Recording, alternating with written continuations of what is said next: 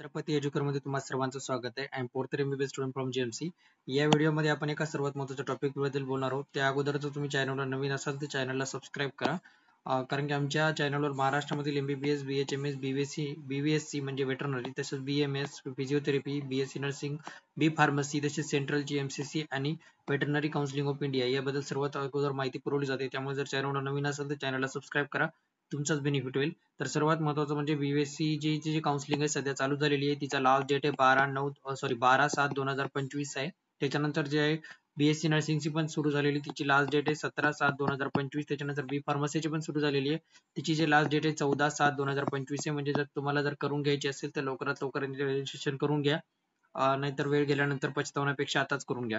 तर चला चॅनलला सुरुवात करूया व्हिडिओला.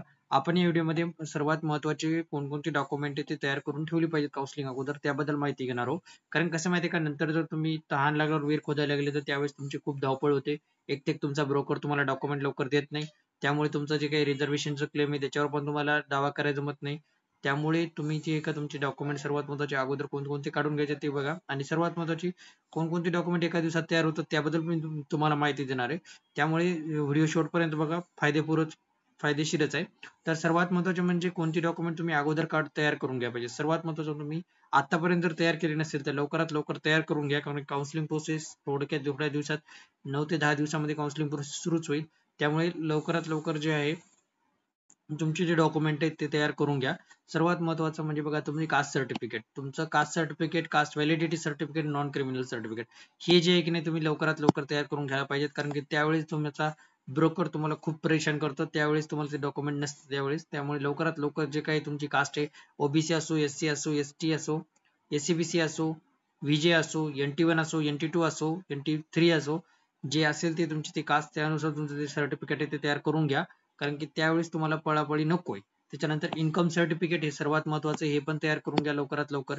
त्याच्यानंतर EWS सर्टिफिकेट हे पण करून घ्या. इन्कम सर्टिफिकेट जर नसेल तर तुम्हाला फीस मध्ये पण चांगलाच इन्कम सर्टिफिकेट, जर तुमची इन्कम 8 लाखाच्या खाली असेल, 8 लाखाच्या, तर तुम्हाला चांगलाच फरक पडतो. मुलींना तर पूर्ण फी माफ आहे, फक्त डेव्हलपमेंट फीस तेवढीच भरायची आहे.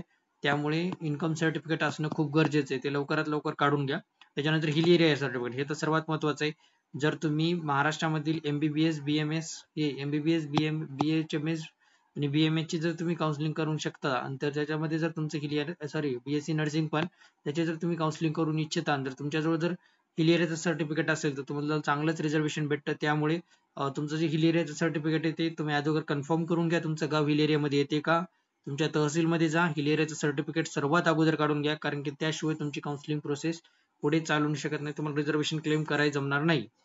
आणि थोड्या दिवसापूर्वीच थोडे हिल एरियाचे गावांची लिस्ट चेंज झालेली आहे, त्याच्यामुळे एकदा कन्फर्म करून घ्या नक्की. त्याच्यानंतर डिफेन्स सर्टिफिकेट, डिफेन्स सर्टिफिकेट जे आर्मी मध्ये वगैरे होते, एक्स आर्मी, ABCD चे जे फॉर्मॅट आहे त्यानुसार तुमचे डिफेन्स सर्टिफिकेट लवकरात लवकर तयार करून घ्या. त्याच्यानंतर SCBC सर्टिफिकेट, SCBC यांनी पण सर्टिफिकेट लवकरात लवकर तयार करून घ्या पाहिजेत. कारण की जर तुम्हाला रिझर्वेशनचा क्लेम करायचा असेल तर तुम्ही लवकरात लवकर तयार करून घ्या. आणि SCBCचा कट ऑफ गेल्या वर्षी त्याच्यामुळे बराच खाली गेलता, त्यामुळे तयार करून घ्या. त्याच्यानंतर मायनॉरिटी सर्टिफिकेट, जे काय आहे SCBC सर्टिफिकेटला पण व्हॅलिडिटी सर्टिफिकेट लागतं, व्हॅलिडिटी आणि नॉन क्रिमिनल जे काय हे दोन्ही पण लागतात, त्यामुळे हे पण तुम्ही करून घ्या.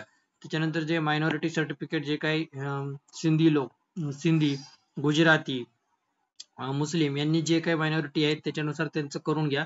जर तुम्हाला याच्याबद्दल डाऊट असेल तुम्ही कमेंट वगैरे करू शकता, त्याच्याबद्दल मी तुम्हाला माहिती पुरवेल. तसंच बँक अकाउंट वगैरे, हे सर्वात महत्त्वाचं फॅक्टर आहे. बँक अकाउंट जे काही तुमचं असेल ते व्यवस्थितरित्या तयार करून घ्या. प्रत्येक बँक अकाउंट तुमचं आधार कार्ड बँकशी लिंक पाहिजेत, आणि मोबाईल नंबर पण बँक अकाउंटशी लिंक पाहिजेत, आणि आधार कार्डची मोबाईल नंबर पण लिंक पाहिजे. ते सर्व व्यवस्थित करून घ्या. कारण की तुमचं जे काय आहे इथून पुढची काउन्सिलिंग प्रोसेस, तुमची जे काही स्कॉलरशिप आहे ती सगळी तुमच्या ज्या अकाउंटला बँक अकाउंटला आधार कार्ड लिंक आहे त्याच अकाउंटवर येत असते. त्याच्यामुळे ते व्यवस्थितरित्या करून घ्या, आणि अशा बँकशी करा की ते तुम्हाला नंतर अडचण नाही झाली पाहिजे.